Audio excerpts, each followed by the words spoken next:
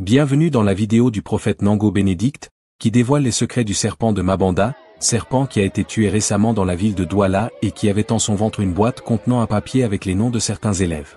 Dans une récente vidéo, le prophète Nango parlait de la sorcellerie, aussi un cas comme celui de ce serpent illustre réellement le tableau peint par le prophète Nango dans cette émission.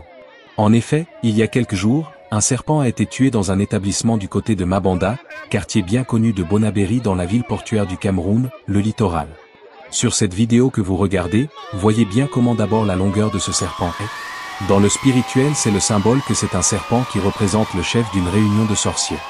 Un chef sorcier n'a pas besoin de sacrifier une ou deux personnes, non, il doit sacrifier 40 voire 50 personnes, c'est pour cette raison qu'il doit habiter autour ou dans les toilettes des lycées ou des écoles primaires. Si un serpent de cette taille sort de votre maison d'habitation, c'est qu'un rituel a été fait qu'il a chassé de son lieu d'habitation car il doit entraîner vers la mort un maximum de personnes. Pourquoi les enfants ?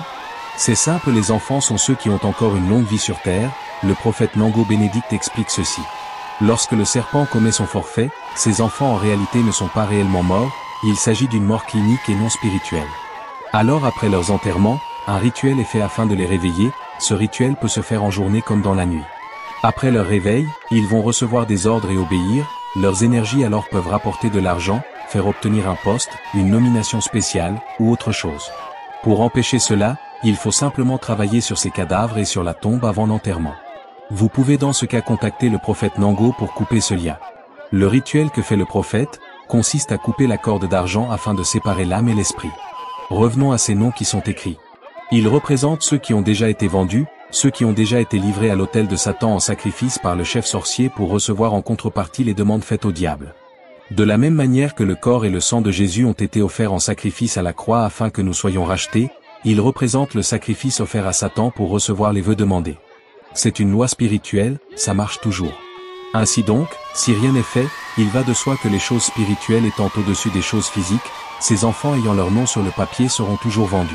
Parce qu'un acte physique sans base spirituelle ne peut détruire un rituel de sorcier. Soit encore qu'il faut non seulement brûler ce serpent avec des rituels précis, travailler sur ses cendres, et le garder en lieu sûr. Ensuite il faut impérativement sortir tous ceux qui ont été donnés déjà à Satan à l'autel satanique, travailler sur eux, afin d'annuler toute réclamation satanique.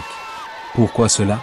Le prophète Bénédicte Nango explique qu'avant que ce serpent sorcier avale cette boîte, ces noms ont été donnés à l'autel satanique, donc ils ont été offerts à Satan, ils sont donc à présent sa propriété, ils n'appartiennent plus à leurs parents, mais à lui. Quand devront-ils mourir ?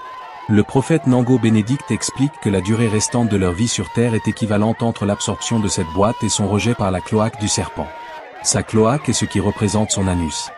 Selon l'ordre sur le papier à partir de celui dont le nom est encerclé ils vont décéder, peu importe la manière, cela peut être par accident, par maladie, par drogue, ou autre la finalité est la mort clinique. Qu'en est-il de ceux qui ont ouvert le ventre du serpent ? Eux aussi s'ils l'ont fait sans se protéger sont exposés et inévitablement vont tomber malades. Pour eux des bains spirituels et des prières sont impératifs. Voilà en quelques minutes, le décryptage du serpent de Mabanda par le prophète Nango Bénédicte. Merci d'avoir regardé.